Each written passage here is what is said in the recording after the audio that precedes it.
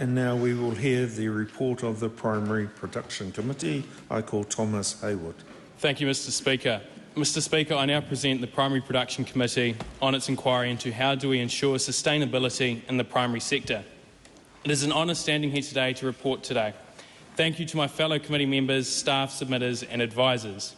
Mr Speaker, I am proud at what our committee has achieved and proves that mature conversations can be had that acknowledge the importance of our primary industry, focusing on practical recommendations to move forward to a more sustainable sector while maintaining practicality. The primary industries are the backbone of this country and are crucial to the economic prosperity of this nation, where they never stopped during a global pandemic. Considering the importance of the primary sector and the need to be more sustainable, these recommendations were made.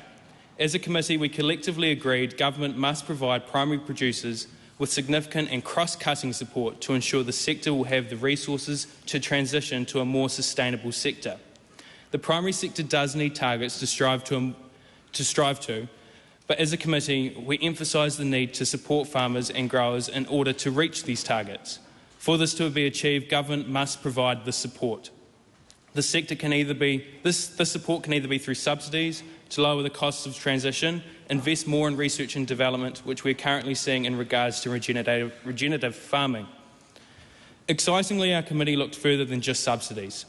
Thank you to one of our submitters who raised the idea to look into the introduction of a sustainability racing system similar to that of the Health Star rating.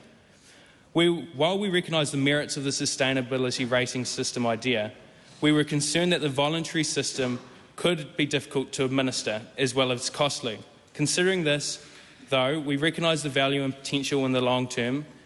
We looked at if this money could be spent in other aspects. This leads me to the recommendation that we must promote a strategy that emphasises the importance of education to primary producers, but also consumers who are purchasing and producing products with the primary sector.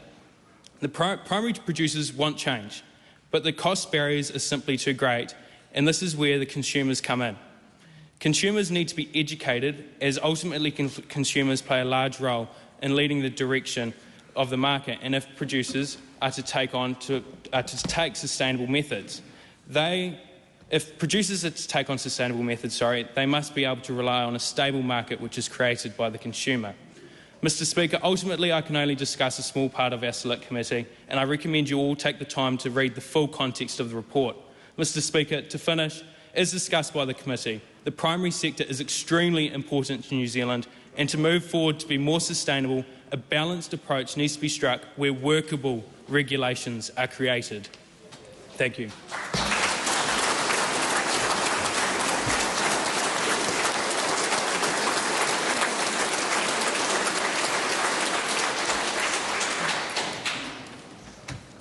We will now hear the report of the